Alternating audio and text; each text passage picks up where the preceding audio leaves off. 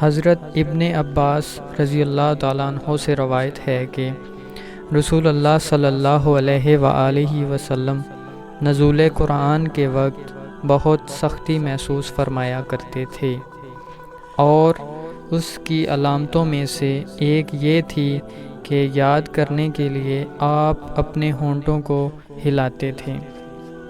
ابن عباس رضی اللہ تعالیٰ عنہ نے کہا، میں اپنے ہونٹ ہلاتا ہوں جس طرح آپ ہلاتے تھے۔ سعید بن جبیر کہتے ہیں، میں بھی اپنے ہونٹ ہلاتا ہوں جس طرح ابن عباس رضی اللہ تعالیٰ عنہ کو میں نے ہلاتے دیکھا۔ پھر انہوں نے اپنے ہونٹ ہلائے۔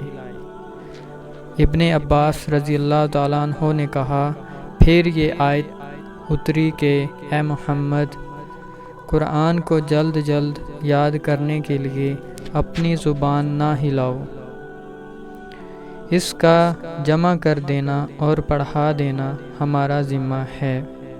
ابن عباس رضی اللہ تعالیٰ عنہ کہتے ہیں، یعنی قرآن آپ صلی اللہ علیہ وآلہ وسلم کے دل میں جما دینا اور پڑھا دینا ہمارے ذمہ ہے۔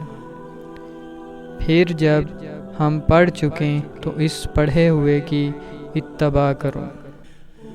ابن عباس رضی اللہ تعالیٰ عنہ فرماتے ہیں، اس کا مطلب یہ ہے کہ آپ اس کو خاموشی کے ساتھ سنتے رہو، اس کے بعد مطلب سمجھا دینا ہمارے ذمہ ہے۔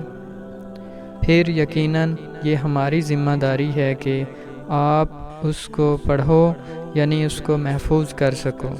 چنانچہ اس کے بعد جب آپ کے پاس حضرت جبرائیل علیہ السلام وحی لے کر آتے تو آپ صلی اللہ علیہ وآلہ وسلم توجہ سے سنتے۔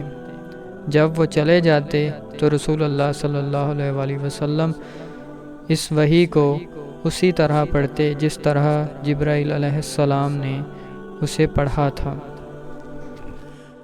حدیث نمبر 6۔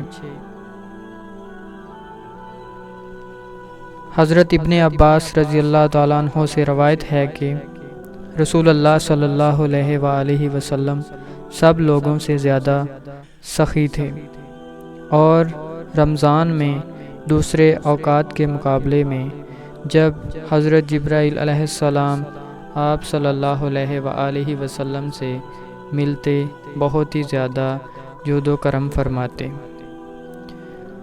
جبرائیل علیہ السلام رمضان کی ہر رات میں آپ صلی اللہ علیہ وآلہ وسلم سے ملاقات کرتے اور آپ صلی اللہ علیہ وآلہ وسلم کے ساتھ قرآن کا دورہ کرتے۔